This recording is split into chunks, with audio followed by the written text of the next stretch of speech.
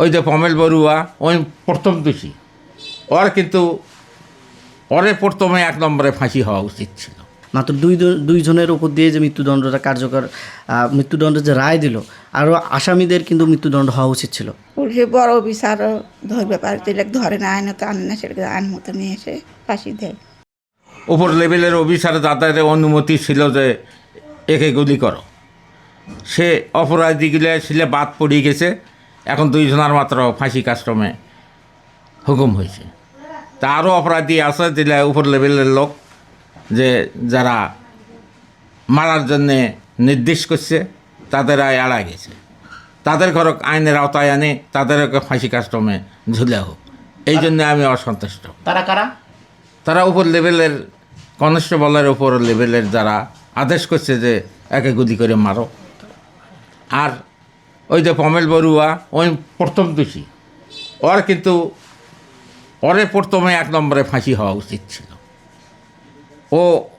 ও ফাঁসি না হলে আমি সন্তুষ্ট নই ওই পমেল বড়ুয়ার। আর যারা কেন? হ্যাঁ কেন? কেন ওই প্রথম অপরাধী আমার ছেলেকে নির্যাতিত করছে অনেক কিছু, ওই ছাত্রলীগের লিডার।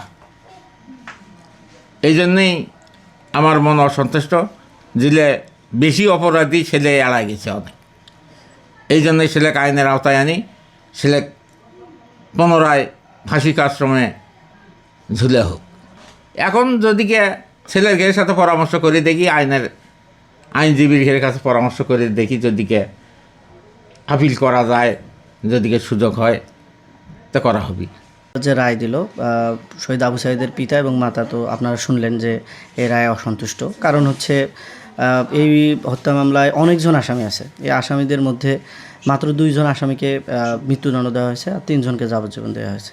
আসলে মাত্র একটা কনস্টেবল এবং এএসআইয়ের মৃত্যুদণ্ড দিয়েই এই রায়টা পার করে দিল, যেমন শাক দিয়ে মাছ ঢাকার মতো হয়ে গেল।